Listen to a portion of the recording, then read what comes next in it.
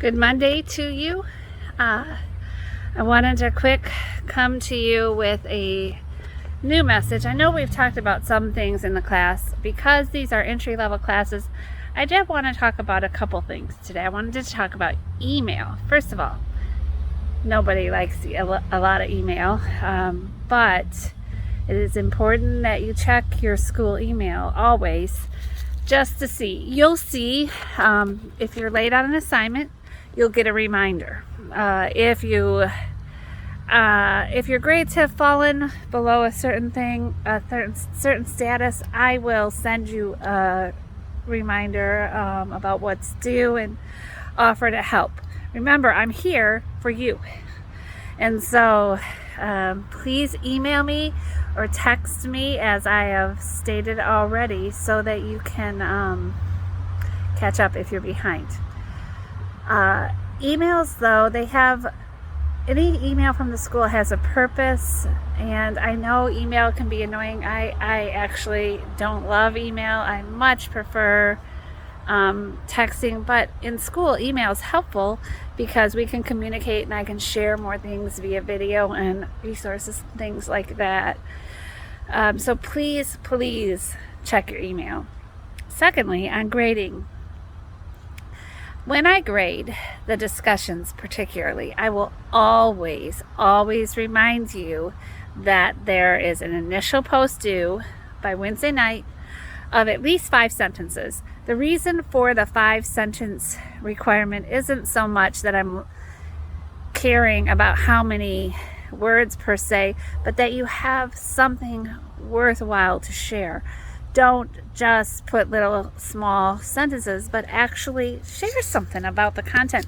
I don't even mind if you diverge a little, you take a little rabbit hole. This is a discussion. This is things to discuss that we're learning, that we're excited about, or that we have questions about. Don't be afraid to put that in the discussion.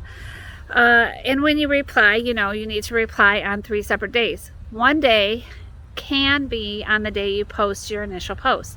I know I've said this, but I just want to remind you, when I put this reminder in the feedback for your grading, it's just a reminder, because as much as I talk about it, I still don't always see people meet the discussion requirements, and I know life happens. But I just told one of my kids, I have kids who are still college age, that discussions are like free points in the class.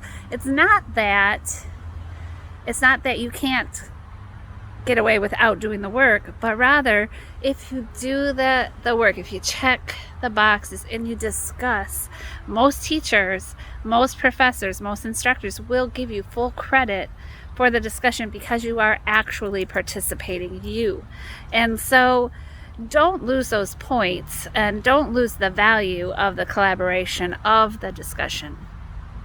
So again, if you see that in the feedback, it's just a reminder, as is Grammarly. Unless you have points off in your grammar mechanics, then it's time to take a look at grammar issues.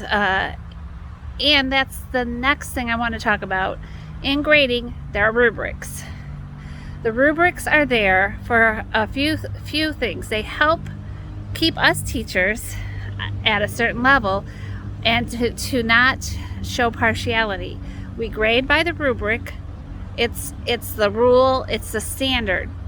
So also, for you, if you use the rubric when you are doing your assignments, you will be able to create the points that you want to get. So the rubric is there for you. It explains in detail what's needed or what's missing. So when I grade in a rubric, if I grade in a lower section than the exceeds expectations, you can know that there is something missing. If you're very confused about what's missing, give me an email. I will try to interact on your grading, but as you know, I have a requirement for a certain amount of time to turn in all my grades, and I have multiple classes. I love teaching, and I'm so happy for that, but I just want you to make sure you use the rubric. The other thing is, Other instructors are adjuncts who have multiple classes, and so the rubrics are there. They're there for you, they're there for us, they protect us both. So use those rubrics, embrace them. I know we don't always like them, but they're really helpful. They help me when I do my work in my PhD program, and they can help you. So I just wanted to wrap up with emails and grading. If you have any questions, please email me, or do ask my instructor if it's just a general question, or text me 321-263-9073. I look forward to talking with you. Have a good day.